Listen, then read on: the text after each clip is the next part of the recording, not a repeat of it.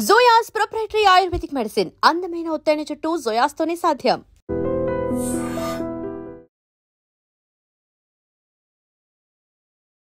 నమస్కారం. నేను డాక్టర్ శ్రీనివాస్ చెల్వెల సంస్కృతి ఆయుర్వేద క్లినిక్ నుంచి మాట్లాడుతున్నాను.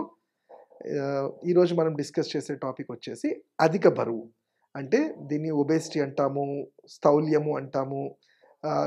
చెప్పుకోవడానికి ఇలా ఉంటుంది. బట్ అసలు పేరులోనే మీరు చూస్తే అధిక బరువు అంటే శరీరానికి కావాల్సినంత దానికన్నా ఎక్కువ ఉండడాన్నే మనము డిసీజ్‌గా పరిగణిస్తాం. మన తెలుగులో ఒకటి అంటాం చూడండి, అతివృష్టి, అనావృష్టి. అంటే అసలు లేకపోయినా ఎక్కువ ఉన్న ప్రాబ్లమే. సో, ఇక్కడ ఏంటంటే మనము బాడీలో ఈ అధికమైన ఫ్యాట్ చేరుకోవటం వల్ల మన మెటబాలిజం దెబ్బతిని మనం చేసే ప్రతి పని మీద, ప్రతి ఆర్గాన్ మీద ఎఫెక్ట్ పడుతుంది.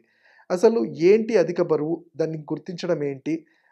దానికి చికిత్స ఏంటి? మనం దాన్ని కంట్రోల్ చేయగలుగుతాం అనుకుంటే, మన శరీరం చూసుకుంటే బాడీ మాస్ ఇండెక్స్ అంటాం. ఈ బాడీ మాస్ ఇండెక్స్ అనేది మన హైట్‌కి తగ్గట్టు మన వెయిట్ అనేది మెయింటైన్ చేస్తూ ఉన్నప్పుడు, మన జీవక్రియ మెటబాలిజం కరెక్ట్‌గా వెళ్తుంది. అంటే మనం తీసుకునే ఫుడ్ మన బాడీ బ్రేక్ డౌన్ చేసుకుంటే అది మన డైజెషన్‌గా పనిచేస్తుంది.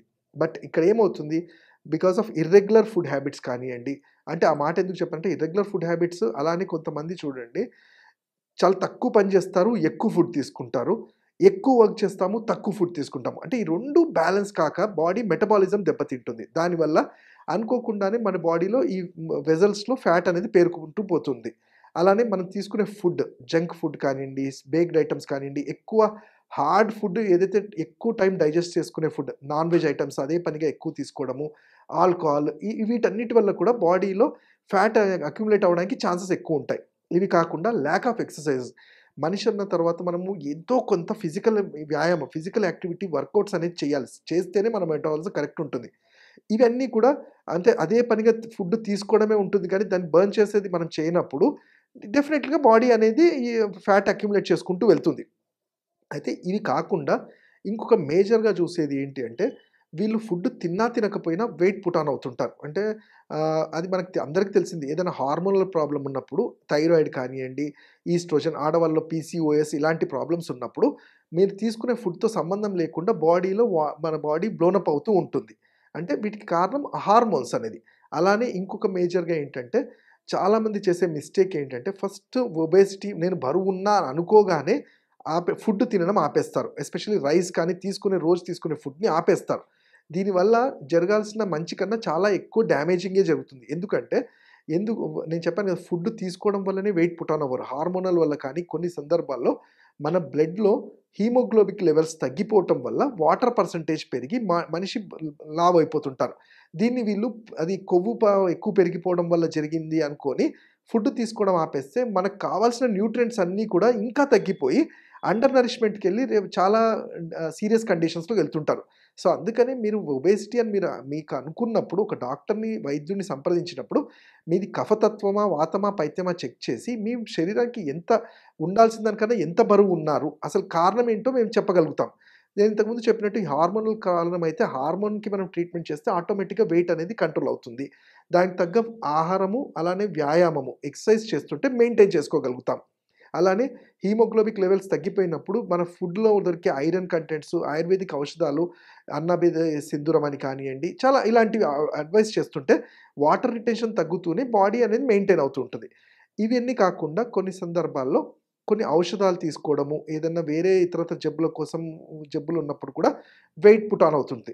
అయితే ఇక్కడ ఏమవుతుంది అసలు జనరల్‌గా ఫుడ్ అనేది మన ఫుడ్ తీసుకున్నది సరిగ్గా డైజెస్ట్ అయ్యి మనం మోషన్ ద్వారా ఎవాక్యుయేట్ అయిపోయి స్వెట్టింగ్ ద్వారా వెళ్ళిపోయినప్పుడు మన బాడీ కరెక్ట్‌గా ఉంటుంది. బట్ ఎప్పుడైతే ఇది అక్యుములేట్ అవ్వడం స్టార్ట్ అవుతుందో, ఏ ఆర్గాన్‌లో అక్యుములేట్ అయితే అక్కడ ఆ ఆర్గాన్ అనే పనితనం తగ్గిపోతుంది.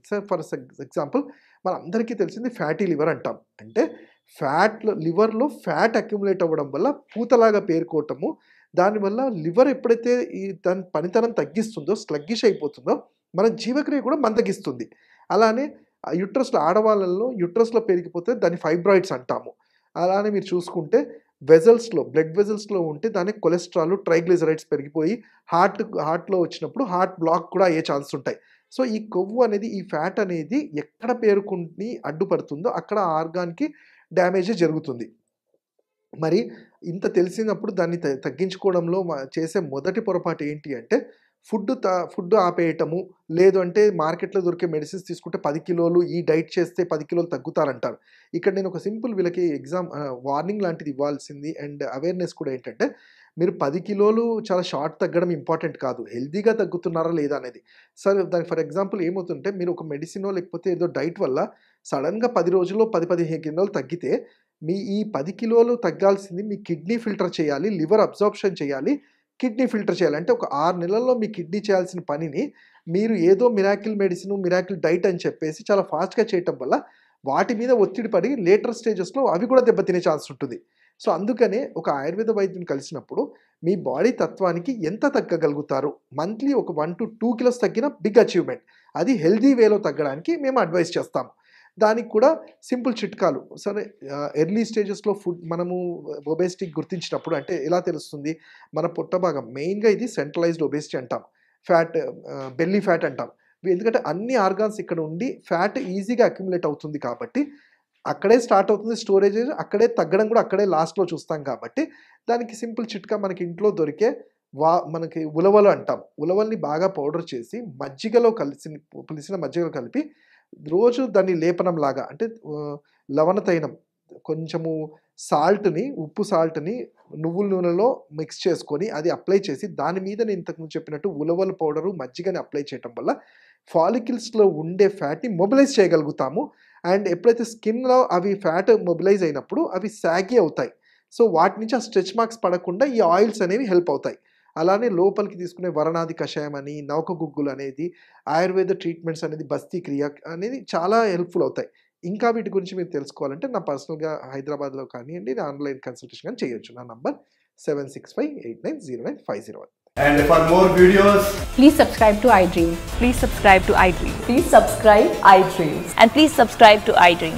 For more videos, subscribe to iDream. please like, share and subscribe to the channel. Congratulations, iDream. Subscribe to iDream. Subscribe to iDream. So subscribe to iDream Media. iDream ki iDream team andarki huge congratulations. Please subscribe iDream Media. Please subscribe to iDream. Subscribe iDream. Please subscribe to iDream.